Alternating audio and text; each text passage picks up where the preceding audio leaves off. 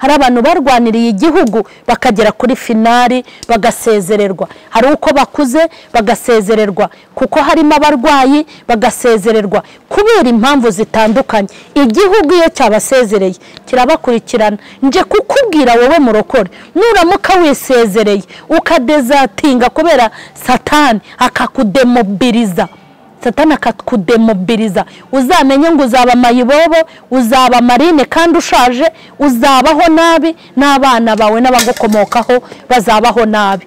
Waba ujya wicara mu nshuti zawe bakavuga uruzungu ntugire na kimwe utoramo, nuko hari ibanga bakurushije utamenye. Bagutanze kumenya ishuri Action Driving and Language School. Reka nanjye nkwibira ibanga, gana ishuri ryacu Action Driving and Language School ubashe kwivugira indimi nk'uwavukiyeyo: Igifaransa, Icyongereza, Igiswahili n'Igishinwa. Kuri baba ndi mwifuza kujya mu mahanga namwe tubafite impamyabumenyi cyangwa se certificate nka TOEFL, IELTS, DEF na TEF. N'abakeneye kwiga computer ntago twabibagiwe. Action Driving and Language School kwigisha amategeko y'umuhanda kubashaka provisoire, kwigisha gutwara ibinyabiziga kubashaka perime kandi mu gihe gito. Wadusanga mu mujyi wa Kigali mu nyubako ya Shike muri etage ya mbere umuryango 45C, cyangwa se ukaduhamagara kuri 078 72 46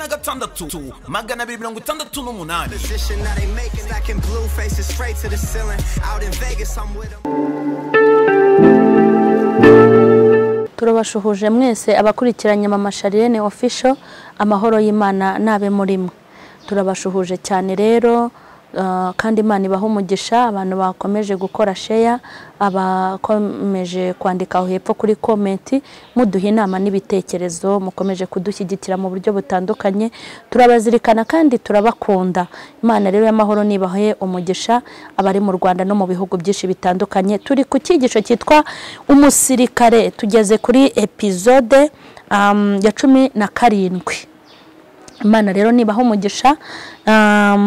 Uyu munsi ndashaka tuze kuganira kuri demobe mu gisirikare, ariko noneho ngenda vuga abantu bademobirijwe na Satani bakava mu gakiza, bakava mu byo kwizerwa. Reka turebe ijambo ry'Imana, urwandiko rwa 2 rwa Timoteyo, ibice byaho 3 umurongo waho wa mbere. Dusome mu izina rya Yesu. Ugume mu byo wizeye ukabyizezwa nuko uzi uwakwigishije, kandi uzi yuko uhereye mu buto bwawe wamenyaga ibyanditswe byera bibasha kukumenyesha ubwenge bwo kukuzanira agakiza gaheshwa no kwizera Kristo. Amen. Ngo ugume mu byo wizeye ukabyizezwa kuko uzi uwakwigishije, kandi uzi yuko uhereye mu buto bwawe wamenyaga ibyanditswe byera bibasha kukumenyesha ubwenge bwo kukuzanira agakiza gaheshwa no kwizera Kristo. Amen. Ndashaka uyu munsi tuganire kuri demobe, ari abantu bademobirijwe na Satani. Ubundi mu gisirikare gisanzwe demobe niryo zina nshaka gukoresha, ariko mu bisanzwe ntago bakitwa abademobe, ni ingabo zavuye ku rugerero. Nimba nibutse neza ngira ngo niko babita, ariko ngewe ndashaka gukoresha demobe muri ibi bintu bya Kristo mbariko mbyita. Nizere ko nta uri bundebe nabi, nukugira ngo mbashe kumvikanisha abantu bavuye mu gakiza, abantu bavuye mu nzu y'Imana, abantu baretse imirimo y'Imana, abantu bavuye mu byo kwizerwa. Mureke rero mbabwire iri jambo dusomye hano mu rwandiko Paulo yandikiye Timoteyo, ariko umwinginga amubwira ngo ariko wehoho nizere ko utazamera nk'abandi bose, ugume mu byo wize ukabyizezwa. Ibyo wize warabyigishijwe uranabyizera, hanyuma wowe Timoteyo ubigumemo. Urabizi neza ko guhera mu buto bwawe yari yararerewe ku bibero bya Paulo, nimwe wari umubyeyi we wa Timoteyo. Haleluya. Dukwiye no kuba ababyeyi bo mu mwuka tukarera abana bakuze. Paulo yaramaze kubona ko abantu benshi bari kugenda babivamo, bari kugenda bava ku nyigisho ze, bari kugenda bafata ubundi buyobe. Haramuhugura ngo wowe Timoteyo ntuzamere nk'abandi, ntuzabivemo, ntuzayobe, ntuzahindura inyigisho, uzagume mu birimo imwe wize. Urabizi ko guhera mu buto bwawe cyagiye wari umaze gukizwa, wabashaga kumenya ijambo ry'ukuri, ukabasha kumenya n'ijambo ry'ibinyoma. Wowe rero ugume mu byo wize, cyane kuzi n'uwo kwigishije. Imana nihabwa icyubahiro. Nanjye nashakaga kubwira abakozi b'Imana ngo mwirinde kubivamo, mwirinde kubivanga, mwirinde gufata ibindi bintu. Hari ibintu twize, hari ibintu twigishijwe, hari ibintu twibwiriwe n'Imana. Reka mbabwire, hari ibisate by'amabuye twahawe n'ijuru byanditseho amategeko. Hari ibyo twabwiwe. Wibuke mu buto bwawe cyagiye igihe uhamagarwa ntabwo wabaga mu kigare, ntiwagenderaga mu kivunge. Hari ibintu waziririzaga, hari ibintu utemeraga.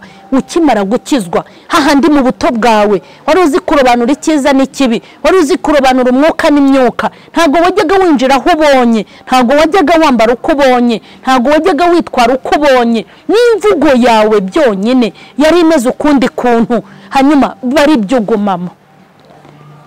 Aho wigiye urahazi, uzi ko wigishijwe n'ijambo, wigishijwe n'umwuka wera. Aho wasengeraga urahazi, cya gihe utarabivanga. Pawulo aramuhugura, aramuga ngo uhereye mu buto bwawe wamenyaga ijambo rizima, wamenyaga iby'ukuri, wajyaga ubirobanura, ubigumemo ibyo wize, cyane kuzi uwakwigishije. Imana nihabwa icyubahiro. Ubundi abademobe, umuntu wademobirijwe cyangwa umuntu wasezerewe mu gisirikare, reka mba ariko mbivuga, umuntu wasezerewe mu gisirikare agasezererwa ari ingabo y'igihugu, agasezererwa mu buryo bumuturutseho cyangwa butamuturutseho, ariko agasezererwa. Ikintu cya mbere bamukorera ni ukumupangira uburyo azabaho asubiye muri bwa buzima, kuko yarwaniriye igihugu. Imana ishimwe cyane. Kuko yarwaniriye igihugu, kuko atigeze agambanira igihugu, kuko yaraye amajoro kubw'igihugu, kuko yitanze kubw'igihugu. Umugore we yarabyaye ntiyamuhemba kuko yari ari kurwanirira igihugu. Umwana wavutse ntiyamukikira, aza yarakuze kuko yari arimo kurwanirira igihugu. Yaryamye mu ishyamba, aryama mu bihuru, yariye uko atagombaga kuba, yari yarahinduye ubuzima, ari kurwanirira igihugu. Iyo bamudemobilije, ikintu cya mbere bamutekerezaho ni ukuzamusubiza mu buzima busanzwe, ntagende ngo ajye kuba umujura. Bamutegurira ubuzima, bamutegurira ukuntu azabaho, bakamutegurira imishinga, bakamutegurira imperekeza, bakamukora mu ntoki, bati warwaniriye igihugu neza. Ntago ndahagera aho babasezerera, ntago mpazi, nubwo ndumva iyo disikuru na rimwe, ariko ngenda bikurura nk'umuntu, hahita ndeba ukuntu wenda babanza no kubashima abantu bagiye kukivamo, bakavuga bati mwarakoze, mwaradufashije, mugiye gusubira mu buzima busanzwe. Bakanabigisha ukuntu bagiye gusubira mu buzima busanzwe kugira ngo bazabe abagabo, kugira ngo bazitunge, kugira ngo ntibazandagare. Noneho bakabaha n'amafaranga yo kujyana, bakabaha amafaranga yo kujyana kugira ngo bazayahereho mu gukora indi mishinga, kugira ngo bazakomeze baba abagabo bo kuzatukisha igihugu. Icyo gihe hari n'imirimo muri leta itandukanye bagenda babahamo akazi, kuko batigeze baba demobe kandi batigeze baba za dezata. Hari abantu barwaniriye igihugu bakagera kuri finali bagasezererwa. Hari uko bakuze bagasezererwa, kuko harimo abarwayi bagasezererwa kubera impamvu zitandukanye. Igihugu iyo cyabasezereye kirabakurikirana. Nje kukubwira wowe murokore, nuramuka wisezereye ukadezatinga kubera Satani akakudemobiliza, Satani akakudemobiliza, uzamenye ngo uzaba mayibobo, uzaba marine kandi ushaje, uzabaho nabi, n'abana bawe n'abagukomokaho bazabaho nabi. Nagira ngo mbabwire ngo hari igihe umukozi w'Imana yicara akavuga ati ndi muri pasiyo. Ntabwo ikibazo ari pasiyo, ahubwo nakubaza ngo ugikorera Imana ukiri muri uwo murimo w'Imana koko wakoreraga Imana? Ubundi iyo ukorera Imana uhembwa nayo, niyo ukoreye leta uhembwa nayo, niyo ukoreye itorero uhembwa naryo. Hari igihe umuntu akorera itorero ariko ntakorera Imana. Yego. Hari n'igihe umuntu akorera inda ye ariko ntakorera Imana. Hari n'igihe umuntu akorera abantu ariko ntakorera Imana. Ntabwo ikibazo ari ukujya mu zabukuru, ntabwo ikibazo ari ukwamburwa inshingano, ahubwo ukiri kuri wa murimo witwaye gute, ugikorera Imana witwaye gute. Nubona uri umukozi w'Imana ugasezererwa kubera ugeze mu myaka y'izabukuru, ugasezererwa ukabona utangiye kuburara, ugasezererwa bakaguta hanze wabuza y'inzu, ugasezererwa abana bawe bose bakava mu ishuri, ugasezererwa inzara ikinjira, umwijima w'icuraburindi ukinjira mu buzima bwawe, kandi warakoreye Imana ku manywa na nijoro. Uzagende wisuzume, ntuzajye kubeshyera Imana, uzasuzume ibikorwa wakoraga cya gihe witwaga pasiteri, cya gihe witwaga evangeliste runaka internationali, cya gihe wari umudiyakoni, cya gihe wari umuririmbyi. Akazi kose wakoreraga Imana, nubona udemobirijwe ukabona bibaye ngombwa ko uhagarara bitaguturukaho ukabaho nabi, uzagende ubanze usuzume icyambere uko wakoreye Imana, kuko Imana nta muntu wayikoreye uzikorera amaboko. Imana itugirire neza. Hari abantu rero basezerewe na Satani. Satani ubwe ajya afata abantu akabademobiliza, akabakura mu nshingano, akabakura mu birindiro, akabakura mu mwanya, akabambura intwaro, akabambura imbunda, akabambura ijambo, akabambura umwuka wera, akabambura guhamya, akabambura gutsinda, akabambura kunesha, akabibambura. Satani akagukuramo inifomo, akaguhambura intwaro zawe zose, akagusiga ihero. Nabo nashakaga kubwira ngo nimba hari intwaro wari ufite ukabubona zaragimbye, nushaka kujya gutyarisha izindi. Nimba hari intwaro haduye yakwambuye, nushaka ugende ujye gushaka izindi ntwaro, ugume mu mwanya. Nubona unasezerewe ukabona uricaye, ari Imana yo mu ijuru ikwicaje, izaguha n'ibizagutunga. Ntabwo njyewe njya mbyumva umukozi w'Imana ushobora kwamburwa inshingano, yamara kwamburwa inshingano agatangira kwibaza ngo nzarya gute, nzabaho gute. Imana ntabwo ari umuswa ifata umuntu wayikoreye imyaka 40-50 ngo igende iguherekeze, igende ikwicaze nta byo kurya iguhaye, ikwicaze ntaho kubiguhaye, ikwicaze abana bawe bicwa n'inzara. Ibyo bintu ntibishoboka, ntimuzigere mubeshyera Imana. Ntabwo Imana ari ukwite. None se urashaka kumbwira ngo abana b'abantu, umwana w'umuntu utekereza ngo uyu yari umusirikare none asubiye mu buzima busanzwe, reka tumuha amafaranga, abashoboye nibajye kwiga abandi bakabashakira akazi. Urashaka kuvuga ngo umwana w'umuntu ni urusha Imana ibitekerezo? Imana yikwicaje, iguha ibyo kurya no kunywa, iguha naho kuba, iragutunga ikagutungira n'imiryango. Niyo mpamvu mbabwira ngo bakozi b'Imana mukiri mu murimo, bakozi b'Imana mukiri mu nshingano zo kuyobora itorero ry'Imana, ujye ukorera Imana neza, umeze nk'uri kwiteganyiriza igihe uzaba uri mu zabukuru, igihe uzaba utagihembwa n'itorero, igihe uzaba utagifite church, igihe bizaba byahindutse. Ntibari kugenda bafunga amatorero se, wasanga n'iryawe rizafungwa, wasanga hari inzira nyinshi bizabamo ntiwongere kugira itorero, wasanga nawe uzicara, wasanga uzasezererwa, wasanga uzahagarikwa kubera imyaka ugezemo. Ariko mu gihe ukiri gukorera Imana, ukora utegura amasaziro yawe, ukora utegura uko abana bawe bazabaho. Niba baba batiga primaire bazaba biga muri secondaire, niba batiga secondaire bazaba bari muri kaminuza. Hari n'ibindi byinshi abana bawe bakeneye kandi bizaba biturutse ku Mana. Ubwo uzaba wicaye ku ntebe y'ubushumba, wicaye ku ntebe y'ububishop, uvuga ngo uri bishop, ukanga gukorera Imana nabi neza mukuri no mu mwuka, uzamenya amasaziro n'iherezo ryawe. Umunsi uzaba wicaye ya maturo wirwa uyoragura utakiyabona. Se nubona ko abantu bari kugenda bagira imibare iruti yanyu, abakristo bari kugenda bagira imibare y'ubusambo n'ubuyuku, banga gutanga amaturo n'icya 10 kuko turi gukorera mu isi y'umwijima. nje kukubwira ngo uri gushukwa n'amaturo uri kuyoragura ariko hari igihe utazongera kuyayora. Uri gushukwa n'abaguhamagara kuri telefone bakaguha ayo maturo mwirirwa mubaka, uri gushukwa nabo uri gusengera. Hari umunsi bazaguhaga, hari umunsi bazaguhararukwa, hari umunsi uzaba ubageza aha, hari umunsi uzavuga ijambo ntibaryumve, hari umunsi uzaba uhagarara uwende kwikubita hasi kubera n'imyaka uzaba ugezemo, hari umunsi uzashirirwa abagushaka batakigukeneye. Uwo munsi none kubwira ngo uzaze uteganyirize, uzabe warabanye n'Imana neza, izagutunge, izakube hafi, izagushyigikire, izakurwanira ishyaka. Nakwingiga nga wowe ukicaye ku ntebe, wowe ugifite impano yo guhanura ukaba ukibikora, wowe ugifite itorero uyoboye, wowe ukifite itorero ubereye umushumba, wowe ugifite korari, wowe ukivuga ubutumwa ufite mikoro, nakubwiraga ngo ni mube mu nyungu z'Imana kugira ngo umunsi uzaba wademobirijwe n'ibintu byinshi ushobora kuzaba. Reka nkubwire, ugira ngo se abagendera mu kagare ntibari bafite amaguru abiri? Uzajya ubona umuntu agendera mu kagare ugire ngo wamurushije kuba ibogari. Uzajya ubona umuntu yarakuze, yarabaye umubyeyi, yarahuye n'ibyago n'amakuba, ugire ngo we ntigeze aba inkumi.